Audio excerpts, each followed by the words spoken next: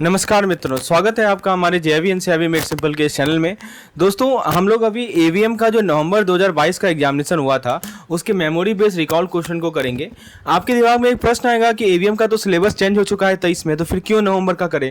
देखिए, 2 module change नहीं हुआ था, 2 मॉड्यूल वैसा का वैसा ही है, जो कि अभी का मॉड्यूल बी और मॉड्यूल सी है, उसका क्वेश्चन बिल्कुल नहीं चेंज हुआ। और इस पार्टिकुलर सेक्शन में हम लोग मॉड्यूल बी और मॉड्यूल सी के ही क्वेश्चन को देखने वाले हैं, जो कि हमारे चाहे वो केस स्टडी फॉर्मेट में हो, चाहे वो न्यूमेरिकल फॉर्मेट में हो, चाहे वो थ्योरेटिकल फॉर्मेट में हो, सभी तरह के कंसेप्ट को हम लोग क्लियर करेंगे। चलिए शुरुआत करते हैं हम लोग पहले क्वेश्चन के साथ। पहला सवाल है कि इनमें से कौन सा कथन, right, this is a very good question. सवाल में पूछा जा रहा है कि इनमें से कौन सा कथन about bank providing partial credit enhancement. तो बैंक जो है, आपको पता होगा कि पार्शियल क्रेडिट इन्हांसमेंट प्रोवाइड करती है, राइट, उसके रिगार्डिंग कौन सा कथन जो है वो आपसे पूछा जा रहा है कि सही है, which statement is true, right. तो आइए जरा इसे सॉल्व करते हैं। Let's solve this particular question. तो पहला ऑप्शन कर रहा है कि aggregate PCE provided by all bank for a given bond issue shall be limited to the 50% of the bond issue size with a limit of 25% for the individual bank. ठीक है, तो ये फर्स्ट पार्ट है आपका। और उसके बाद next point है हमारा। नेक्स्ट पॉइंट में आपसे बताया जा रहा है कि bank providing PCE to bond issued by corporate SPV will not be eligible for will not be eligible to invest in those project। ठीक है, तो ये हमारा सेकेंड पार्ट है। और उसके बाद थर्ड पार्ट है हमारा कि PCE facility shall be provided at the time of bond issue and will be revocable. कौन सा सही है ये आपसे पूछा जा रहा है, राइट। और उसके बाद नेक्स्ट पार्ट है कि bank may offer PCE only in respect of bond whose pre enhance rating is BBB और बेटर। देखिए, पार्शियल क्रेडिट इनहांसमेंट के बारे में थोड़ा बता दूं आपको। ये एक फाइनेंशियल टूल होता है जो कि बैंक यूज करती है ताकि कॉर्पोरेट बॉन्ड के क्रेडिट रेटिंग को इंप्रूव कर सके।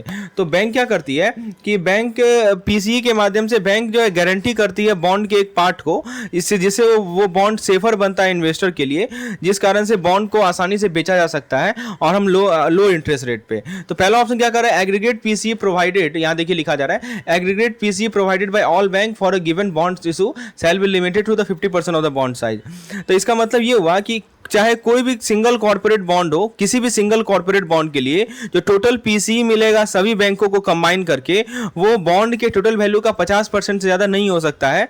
और साथ ही साथ एक सिंगल बैंक जो है वो PCE नहीं प्रोवाइड कर सकते for more than 20% of the bond value, 25% of the bond value. ठीक है, तो ये गलत है। क्यों गलत है? क्योंकि 25 नहीं है, 20% होगा।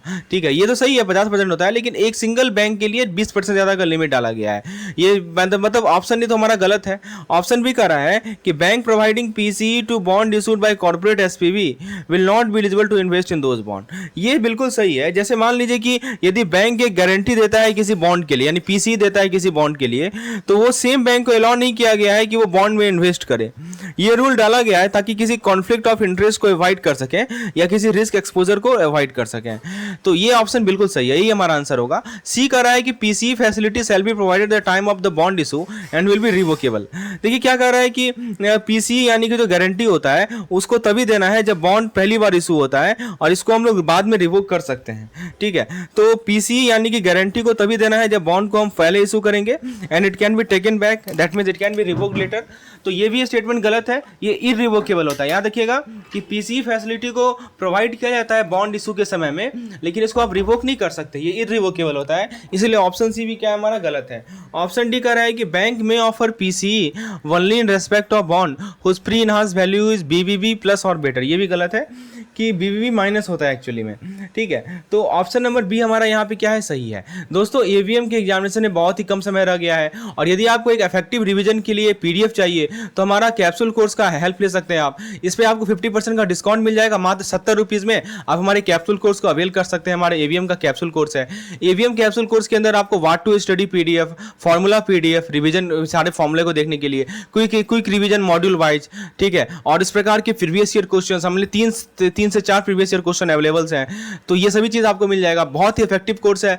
कुछ हो सकता है कि जो आपने जितना पढ़ रखा है उसे आपको 40 मार्क्स तक आ जाए, 45 मार्क्स तक आ जाए, लेकिन 50 तक आने के लिए वो जो 5 नंबर का गैप रहता है ना, वो जो 10 नंबर का गैप रहता है, वो हमारा कैप्सूल कोर्स फुलफिल करेगा, राइट। तो हो सकता है कि कुछ चीज़ें आपने नहीं पढ़ा हो, और हमने क्या किया है कि पिछले 4 से 5 साल का सब कुछ आपको व्हाट टू स्टडी पीडीएफ में डाल रखा है, प्रीवियस ईयर क्वेश्चन का सेपरेट पीडीएफ डाल रखा है, तो उसका आप हेल्प ले सकते हैं। विशेष जानकारी के लिए मुझे व्हाट्सएप करें इस नंबर पर, यानी तो डिस्क्रिप्शन सेक्शन में कैप्सूल कोर्स का लिंक अवेलेबल है, which you can avail for 70 rupees. चलिए अब हम लोग एक केस स्टडीज पे आते हैं। ये केस स्टडी पूछा गया था नवंबर 2022 में। देखिए सवाल था कि एक प्रोजेक्ट फाइनेंस लोन है 1200 करोड़ का, इसको सैंक्शन किया गया 1 जनवरी 2022 को, और ये डीसीसीओ के अंदर सैंक्शन किया गया। डीसीसीओ क्या होता है? Date of commencement of commercial operation. तो प्रोजेक्ट डिले फेस कर रहा है कंप्लीशन में बहुत सारे इश्यूज के कारण। तो पहला सवाल पूछा जा रहा है कि मैक्सिमम एक्सपोजर क्या होगा प्रोजेक्ट फाइनेंशियल लोन का 1200 करोड़ का अंडर डीसीसीओ। तो देखिए प्रोजेक्ट फाइनेंस जो होता है ना, वो पूरा का पूरा 1200 करोड़ होगा। इसको समझाने के लिए मैं एक ना चार्ट का यूज करता हूं। आप बुक खोलेंगे ना, तो ये टेबल बहुत इंपॉर्टेंट है, इसी टेबल से एक केस स्टडी बना है। देखिए सबसे पहले क्या पूछा जा रहा है? डिफरमेंट इन डीसीसीओ। तो यदि एक केस बनाया इंफ्रास्ट्रक्चर प्रोजेक्ट का, और एक केस इन्होंने बनाया है नॉन इंफ्रा प्रोजेक्ट का, जिसके अंदर सीआरई भी आता है, और इसका प्रोविजनिंग रिक्वायरमेंट का एक अलग से कॉलम दिया गया है। ठीक है, तो ये तीन कॉलम आप यहाँ पे देख सकते हैं। तो सबसे पहले हम बात करें, मान लीजिए फर्स्ट डिफरमेंट यदि हुआ, तो याद रखिएगा इंफ्रास्ट्रक्चर प्रोजेक्ट का जो डीसीसीओ होता है वो होता है T+2, ठीक है, और नॉन इंफ्रा प्रोजेक्ट का T+1 होता है, और इनको जो स्टैंडर्ड एसेट कैटेगरी में जो प्रोविजनिंग होता है वो 0.40% होता है। फिर मान लीजिए कि ऐसा डिफरमेंट इस कारण से हो रहा है जो कि कंट्रोलर या प्रमोटर के कंट्रोल के बाहर के कारण यदि डिफरमेंट हो रहा है, तो उस केस में जो हम लोग ये डिफरमेंट टाइम देते हैं वो T+2 ईयर का देते हैं, 1 साल एक्स्ट्रा देते हैं, यानी टोटल T+3 हो जाता है। T+2 पहले से था और +1 ईयर, तो T+3 हो गया। और यदि मान लीजिए कि नॉन इंफ्रा प्रोजेक्ट है तो वहां पे हम लोग T+2 देते हैं। मान लीजिए कि डिफरमेंट किसी कोर्ट केस के कारण हो रहा है, आर्बिट्रेशन के कारण हो रहा है। डिफरमेंट समझते हैं ना, कि जो हमारा प्रोजेक्ट का शुरुआत होने का समय था, डेट ऑफ कमेंसमेंट था, वो नहीं हो रहा है, वो कमेंस नहीं हो रहा है। किस कारण से? कोर्ट ऑर्डर के कारण से। तो 1 साल का और समय दे दिया जाता है, तो T+2+2 हो जाते हैं, T+4 होता है। और लेकिन नॉन इंफ्रा में T+2 ही रहता है। यदि डिफरमेंट जब प्रमोटर बदल गया तब क्या होगा? तब T+6 कर देता है, मतलब आप T+4+2 दे दीजिए तो T+6 हो जाएगा, और यहाँ पे नॉन इंफ्रा में T+4 हो जाएगा। याद रखिएगा ये 2, 3 और 4 तीनों केस में जो है 5% का प्रोविजनिंग होता है from the date of such restructuring till the revised DCCO, और 2 year from the date of restructuring whichever is later. तो ये टेबल याद रखिए, आप इस केस स्टडी को आप तुरंत बना लीजिएगा, क्योंकि यही टेबल पे केस स्टडी बेस्ड है। ठीक है, तो देखिए पहला सवाल है कि मैक्सिमम एक्सपोजर क्या होगा प्रोजेक्ट फाइनेंस लोन का, तो वो 1200 करोड़ ही रहेगा, कंप्लीट 100% रहता है। फिर अगला सवाल है हमारा, नेक्स्ट क्वेश्चन है, up to what date will the loan not be classified as non performing asset if the first deferment is apply. पहला डिफरमेंट अप्लाई हो गया है, तो कब तक हम इस लोन को एनपीए नहीं मानेंगे? तो देखिए पहला डिफरमेंट का क्या नियम है? T+1 T+2 होता है। देखिए लिखा हुआ है T+2 पहला डिफरमेंट, और ये हमारा कैसा प्रोजेक्ट है? इंफ्रास्ट्रक्चर प्रोजेक्ट है, राइट। लिखा नहीं है लेकिन मान के चलिए इंफ्रास्ट्रक्चर प्रोजेक्ट है।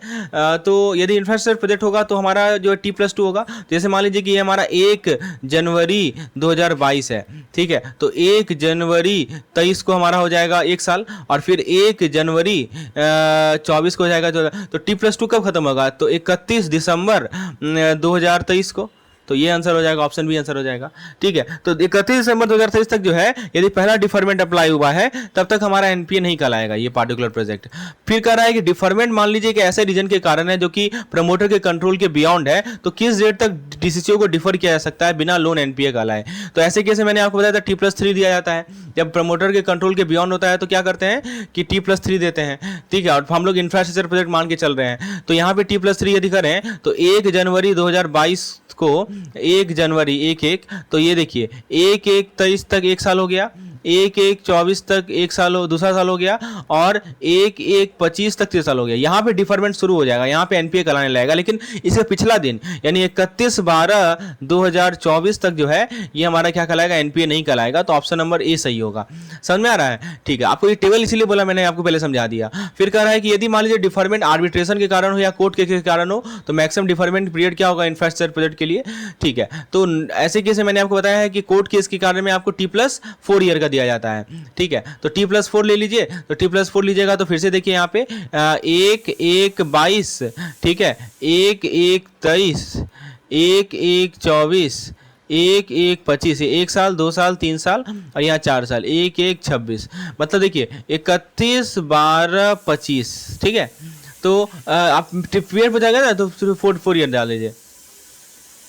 अब नॉन इंफ्रास्ट्रक्चर प्रोजेक्ट है तो प्रोविजनिंग रिक्वायरमेंट क्या होगा, पहला डिफरमेंट का, तो 0.40% होता है, आपको पता होगा पहला डिफरमेंट में जो होता है प्रोविजनिंग रिक्वायरमेंट वो 0.40 का होता है, तो ऑप्शन नंबर बी सही होगा। तो होपफुली आपको इस तरह का क्वेश्चन बना लेंगे आप अच्छे से, बिल्कुल सही। आगे बढ़ते हैं, चलिए, which performance appraisal method is characterise by evaluating both employ characteristics such as initiative, dependability, decisiveness and considering the quality and quantity of work in their contribution. आपको परफॉर्मेंस अप्रेजल में पता होगा कुछ मॉडर्न मेथड होता है, कुछ हमारे traditional methods होते हैं, तो पूछा जा रहा है कि कौन सा मेथड है जिसमें हम लोग एम्प्लॉय कैरेक्टरिस्टिक्स को इवैल्यूएट करते हैं, जैसे कि initiative, dependability, decisiveness. Option A कर रहा है मैनेजमेंट में ऑब्जेक्टिव एमबीओ, बी कर रहा है 360 डिग्री फीडबैक, सी कर रहा है बीएआरएस यानी बिहेवियरली एंकर रेटिंग स्केल, और डी कर रहा है ग्राफिक और linear rating model. Option number D सही है, ग्राफिक और लीनियर रेटिंग मॉडल। समझिए बात को कि ये जो ग्राफिक या लीनियर रेटिंग मॉडल होता है ना, ये एक परफॉर्मेंस अप्रेजल का तरीका होता है, जिसके कैरेक्टरिस्टिक्स होती है कि आप एम्प्लॉय की कैरेक्टरिस्टिक्स को इवैल्यूएट करेंगे, राइट, कौन कौन से कैरेक्टरिस्टिक्स, जैसे initiative, dependability, decisiveness etcetera.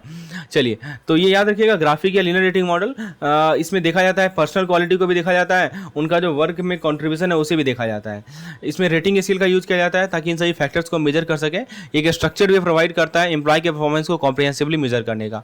Next question है, which psychological concept describe how an individual behave in one situation can influence the individual behaviour in similar situation. मतलब एक इंडिविजुअल एक सिचुएशन में कैसे बिहेव करता है, वो उसके दूसरे सिचुएशन में दूसरे सिमिलर सिचुएशन में बिहेव करने के पैटर्न को बताता है। Classical conditioning, cognitive dissonance, operant conditioning, social learning theory. इसका सही जवाब है ऑपरेंट कंडीशनिंग। तो ऑपरेंट कंडीशनिंग एक कंसेप्ट है जो कि बीएफ स्किनर, याद रखिएगा ये बहुत इंपॉर्टेंट पॉइंट है। ऑपरेंट कंडीशनिंग जो है एग्जैक्टली यही सा सवाल पूछा गया था नवंबर 2022 में। तो ऑपरेंट कंडीशनिंग एक कंसेप्ट है जो कि बीएफ स्किनर के द्वारा डेवलप किया गया, जो कि कहता है कि बिहेवियर इन्फ्लुएंस होता है कॉन्सिक्वेंसेस से जो कि उन्हें फॉलो करते हैं। तो एक होता है पॉजिटिव या नेगेटिव रीइंफोर्समेंट जो है फ्यूचर बिहेवियर को सेव करेगा, जिस कारण से वो ऐसा सिमिलर सिचुएशन में हो भी सकता है या लेस लाइकली होगा। ठीक है, तो यदि इंडिविजुअल बिहेव करता है एक सिचुएशन में, मान लीजिए उसे रिवार्ड मिला या पनिश किया गया, तो ये इन्फ्लुएंस करता है कि कैसे इंडिविजुअल बिहेव करेगा सिमिलर सिचुएशन में। ये क्लासिकल कंडीशनिंग से अलग है, ठीक है, जिसके में कहा जाता है कि आप लर्निंग कीजिए एसोसिएशन से। दोस्तों, यदि आपने अभी तक हमारा जून 2023 और नवंबर 2023 का ईवीएम का प्रीवियस ईयर क्वेश्चन नहीं देखा है तो डिस्क्रिप्शन सेक्शन में जाइए, वहां पे मैंने लिंक प्रोवाइड कर दिया है, वैसे भी प्रीवियस ईयर क्वेश्चन को आप देख सकते हैं। पहला अगला सवाल है, which of the following statement correctly list the 5 main component of emotional intelligence. तो इमोशनल इंटेलिजेंस का 5 मेन कंपोनेंट कौन कौन सा होता है? Self awareness, social skill, problem solving, self regulation, empathy, self motivation, empathy, self awareness, self regulation, social skill, empathy, social skill, creativity, self awareness, regulation. सही जवाब इसका self motivation, empathy, self awareness, self regulation और social skill. Option number B is the correct answer. चलिए आगे देखते हैं next question. एक population size हमें दे रखा है 30 का, सैंपल साइज दे रखा है 10 का, स्टैंडर्ड डेविएशन दे रखा है 50 का, तो आपको स्टैंडर्ड एरर ऑफ मीन पूछा गया है। तो पॉपुलेशन साइज यानी कि कैपिटल एन हमें दे रखा है 30 का, सैंपल साइज यानी कि स्मॉल एन हमें दे रखा है 10 का, स्टैंडर्ड डेविएशन पॉपुलेशन का ही होगा, तो इसको आप सिग्मा मान सकते हैं, सिग्मा 50 दिया हुआ है। तो आपको पूछा जा रहा है सिग्मा एक्स बार कितना होगा, सिग्मा एक्स बार मीन का है ना, सिग्मा एक्स बार कितना होगा। चलिए अब आपको देखिए यहाँ पे बहुत अच्छा क्वेश्चन है। आपको मैंने बताया था कि जब हमारा फाइनाइट पॉपुलेशन, ये केस हमारा फाइनाइट पॉपुलेशन का है क्योंकि हमें पॉपुलेशन का साइज जो है 30 दिया हुआ है। बहुत सारे केस में इनफाइनाइट पॉपुलेशन होता है, तो वहाँ पे हम लोग सिग्मा एक्स बार को लिख देते हैं सिग्मा अपॉन रूट है, लेकिन यहाँ पे हम लोग एक फैक्टर होता है जिसको हम लोग फाइनाइट मल्टीप्लिकेशन फैक्टर बोलते हैं, उसे मल्टीप्लाई करना पड़ता है, राइट, आपको पता होगा। तो बेसिकली क्या करना पड़ेगा हमको यहाँ पे कि sigma upon root n multiplied by under root minus small n upon under root, ये फॉर्मूला अप्लाई करना पड़ेगा। ठीक है, तो पहले आप S by under root n निकाल लीजिए, ये इन्फिनिटी के लिए होता है ना, स्टैंडर्ड आप एज्यूम कीजिए कि इनफाइनाइट पॉपुलेशन है, तब निकाल लीजिए और उसको फाइनाइट मल्टीप्लिकेशन मल्टीप्लाई कर दीजिए। तो एन की जगह क्या लिखिएगा, कैपिटल 30, स्मॉल एन की जगह 10 और 30 माइनस 1, और इसको मल्टीप्लाई कर दिए सिग्मा अपॉन रूट एन आप निकालिएगा तो 15.81 आएगा, तो लगभग 13.12 हमारा आंसर होगा। सॉल्व कर लीजिए तो हमारा फाइनाइट मल्टीप्लिकेशन फैक्टर आपको मिलेगा 0.83, समझे। 0.83 को मल्टीप्लाई करेंगे 51.81 से तो आपको 13.12 मिलेगा। अगला सवाल, the least square method is primarily use for which of the following purpose. Least square method का कहाँ यूज करते हैं? Simulation, linear programming, estimation, correlation. Correlation में इसका कोरिलेशन में ज़्यादा यूज होता है, ये स्पेशली यदि बात करें तो रिग्रेशन में और ज़्यादा यूज होता है। तो बेसिकली होता क्या है, ये बेस्ट फिटिंग लाइन होता है या कर्व होता है for a set of data, यानी आपके जो डेटा सेट होते हैं उसके लिए बेस्ट फिटिंग लाइन को हम लोग लीस्ट स्क्वायर बोलते हैं। तो ये क्या करता है कि आपका जो देखिए, जैसे मान लीजिए कि एग्जाम्पल के तौर पर मान लीजिए लीजिए ये सब पॉइंट्स है, ये पॉइंट है, ये पॉइंट है, ये पॉइंट है, ये पॉइंट है, ये पॉइंट है, ये पॉइंट है। इसको मान लीजिए ए है, ये बी है, ये सी है। एक हम क्या करते हैं, इसलिए क्या करते हैं कि जो हमारा ऑब्जर्व वैल्यू है और ये मान लीजिए कि हमारा एस्टिमेटेड वैल्यू है, तो इसके बीच का जो डिफरेंस होता है ना उसका स्क्वायर निकालते हैं। तो ये कॉमनली यूज किया जाता है रेग्रेशन एनालिसिस में। अगला सवाल है कि मान लीजिए कि हम स्वीट बेच रहे हैं, राइट, हम स्वीट बेच रहे हैं और उसके सेलिंग में वेरिएशन आ रहा है। मान लीजिए मेरा दुकान है स्वीट का और वहाँ पे जो हमारा स्वीट बेचा जा रहा है ना उसमें वेरिएशन आ रहा है सेलिंग में। तो ये जो है एग्जाम्पल है किस तरह के वेरिएशन का, सीजनल, साइक्लिकल, सेकुलर या हमारा इरेगुलर। देखिए ये हमारा सीजनल वेरिएशन होगा। क्यों? क्योंकि सीजनल वेरिएशन का मतलब क्या होता है कि आपका पीरियोडिक फ्लक्चुएशन होता है सेल्स में या दूसरे डेटा सीरीज में। तो यहाँ पे सेलिंग ऑफ सेल बढ़ता है कुछ समय में, जैसे कि फेस्टिवल आ गया, हॉलीडे आ गया, स्पेसिफिक सीजन आ गया, तो ये सीजनल वेरिएशन का पार्ट है। तो ये वेरिएशन प्रेडिक्टेबल होता है कि आप प्रेडिक्ट कर सकते हैं कि ये बढ़ने वाला है। जैसे मान लीजिए कि फेस्टिवल हो गया कुछ तो स्वीट्स का सेल बढ़ जाता है, राइट। लेकिन साइक्लिकल वेरिएशन में क्या होता है, वो लॉन्गर पीरियड के लिए होता है। इरेगुलर वेरिएशन में क्या होता है, वो कंप्लीटली अनप्रेडिक्टेबल है। चलिए आगे बढ़ते हैं। नेक्स्ट क्वेश्चन है कि जो कंज्यूमर प्राइस इंडेक्स होगा वो किस तरह के ट्रेंड का पार्ट होगा, सेकुलर, इरेगुलर, सीजनल, साइक्लिकल। तो ये सेकुलर ट्रेंड का पार्ट होगा, क्योंकि सेकुलर ट्रेंड का मतलब कि long pattern, long term pattern होता है या डायरेक्शन इन डेटा। तो सीपीआई आपको पता है कंज्यूमर प्राइस इंडेक्स होता है, ये बताता है कि हमारा जो प्राइस कंज्यूमर पे कर रहे हैं गुड्स के लिए वो उसमें एवरेज चेंज क्या आ रहा है ओवर द टाइम। तो ये एक सेकुलर ट्रेंड इसलिए एग्जिबिट कर रहा है क्योंकि ये long term movement of price को दर्शा रहा है इन द इकोनॉमी, राइट। अब देखिए एक केस स्टडी पूछा गया था कि आपको बताना था कि स्टॉक प्राइस एक तरफ दिया हुआ था और प्रोबेबिलिटी दिया हुआ था, आपको कोरिलेशन कोएफिशिएंट निकालना था। जैसे देखिए स्टॉक प्राइस है 278, 285, 289, 248, 315, 320, 341, ऐसे करके स्टॉक प्राइस यहाँ दे रखा है।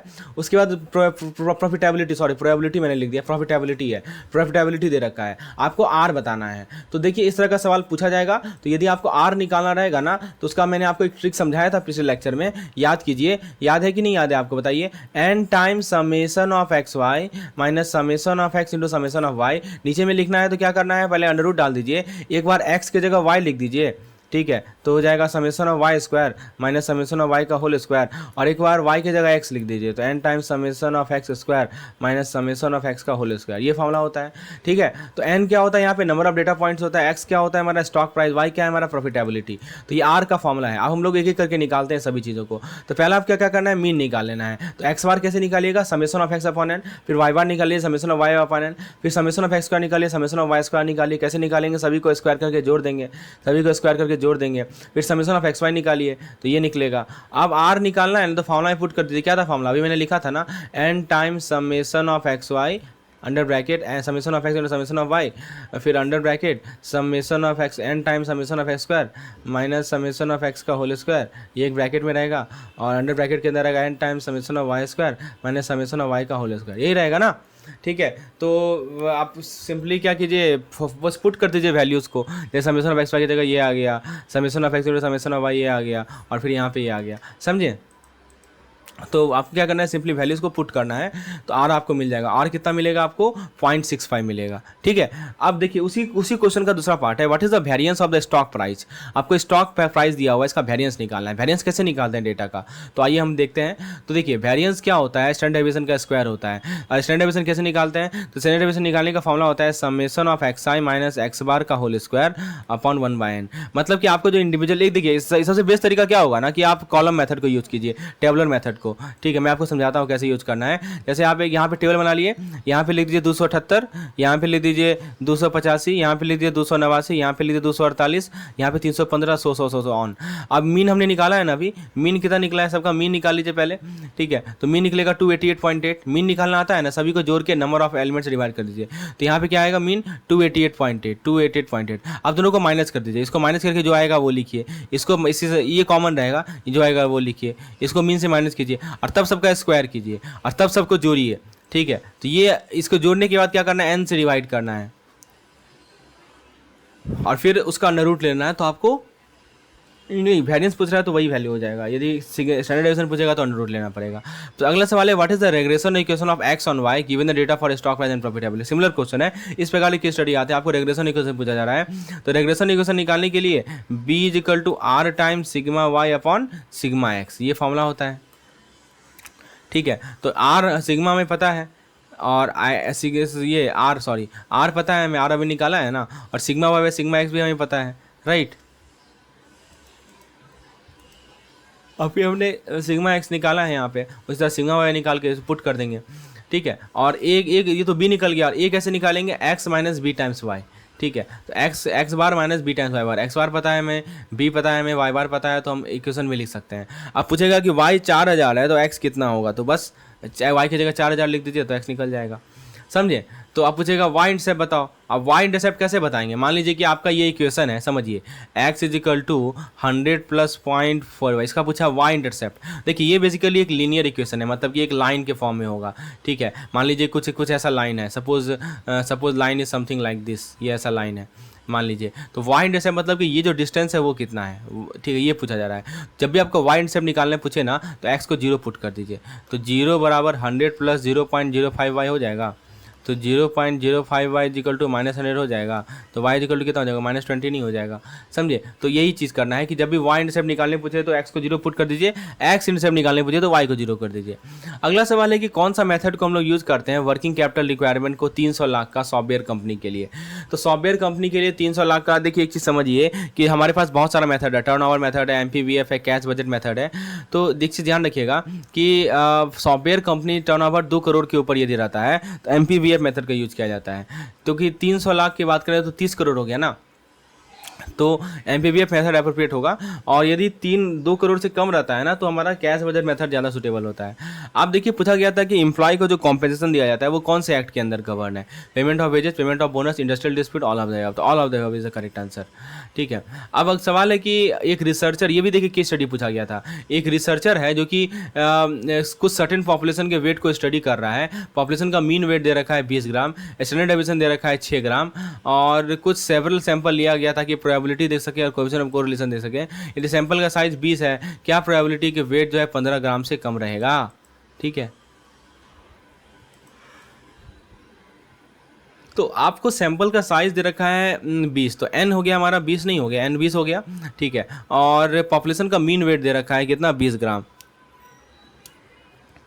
ठीक है। स्टैंडर्ड डेविएशन दे रखा है 6 ग्राम, तो सिग्मा दे रखा है 6 ग्राम, पॉपुलेशन का मीन वेट दे रखा है 20 ग्राम। तो हमें पहले स्टैंडर्ड डेविएशन और मीन ही तो निकालना है, तो सिग्मा अपॉन रूट n होता है, सिग्मा है 6 और अंडर रूट n है आपका, तो SEM निकाल लेंगे, और जेड स्कोर निकालेंगे 17 ग्राम का, तो आप देख सकते हैं अप्रॉक्सीमेटली इतना आएगा, ठीक है। तो इस प्रकार का एक क्वेश्चन आया था। अब तो इसमें देखिए आपसे पूछा जाएगा कि बताइए कि 2 वेट के बीच का प्रोबेबिलिटी क्या है, ठीक है। सैंपल साइज 40 है तो क्या प्रोबेबिलिटी है कि वेट 25 ग्राम से कम होगा, देखिए करके सॉल्व करना है। तो यहाँ पे पूछा गया था कि क्या प्रोबेबिलिटी है, तो सबसे पहले आपको क्या करना है कि SEM निकालना है, यानी सिग्मा एक्स बार निकालना है। कैसे निकालेंगे, सिग्मा अपॉन रूट n करेंगे, सिग्मा कितना है हमारा 6 ग्राम है, अंडर रूट 20 कीजिए, तो 6 अपॉन अंडर रूट 20 करेंगे तो आपको लगभग मिलेगा, यू विल गेट 1.34, कितना मिलेगा 1.34, तो ये आपका हो गया सिग्मा। अब आपको चूंकि पूछा जा रहा है कि 16 ग्राम से कम प्रोबेबिलिटी पूछा जा रहा है ना, 17 ग्राम से कम, तो 17 के कॉरस्पॉन्डिंग जेड निकालिएगा ना, तो जेड कैसे निकालिएगा, X minus mu upon sigma X bar. अब म्यू पॉपुलेशन मीन होता है, आपको पता है पॉपुलेशन मीन हमको दिया हुआ था, कितना दिया हुआ था, देखिए पॉपुलेशन मीन यहाँ पे लिखा हुआ था, शायद मैं देखना भूल गया, हाँ पॉपुलेशन मीन दिया हुआ है 20 ग्राम, तो आपको म्यू की जगह क्या लिखना है 20 लिखना है, ठीक है। और x कितना हम ले रहे हैं, x कितने के लिए निकाल रहे हैं, x है हमारा 17 ग्राम है ना, तो ये 17 हो जाएगा अपॉन 1.34, लगभग ये आएगा 2.24। अब आपको जेड टेबल का यूज़ करके, एग्जाम में आपको जेड का वैल्यू दिया रहता है, तो जेड टेबल का यूज़ करके देखना पड़ेगा कि जेड यदि -2.24 है तो करस्पॉन्डिंग प्रोबेबिलिटी क्या आएगा, तो प्रोबेबिलिटी आएगा 0.0125, यही हमारा आंसर हो जाएगा। अब अगला सवाल है कि सैंपल साइज को हमने बढ़ाकर 40 कर दिया, तो क्या प्रोबेबिलिटी है कि वेट जो है 25 ग्राम के ऊपर होगा, ठीक है। तो n हमारा हो गया 40, ठीक है। तो सिग्मा एक्स बार भी हमारा चेंज हो जाएगा क्योंकि सिग्मा अपॉन रूट n होता है, ठीक है। तो उस प्रकार से आप सेम सिचुएशन को यूज कीजिए। यदि सैंपल साइज 40 ग्राम है तो क्या प्रोबेबिलिटी 17 और 25 ग्राम के बीच में हो, तो दोनों को माइनस कर दीजिए, राइट, तो ये हो जाएगा। तो फ्रेंड्स ये था हमारा आज का सेशन, होपफुली आपने इसे एंजॉय किया होगा। आपको कैप्सूल कोर्स की रिक्वायरमेंट है तो मुझे व्हाट्सएप करें इस पार्टिकुलर नंबर पर डिटेल जानकारी के लिए। धन्यवाद।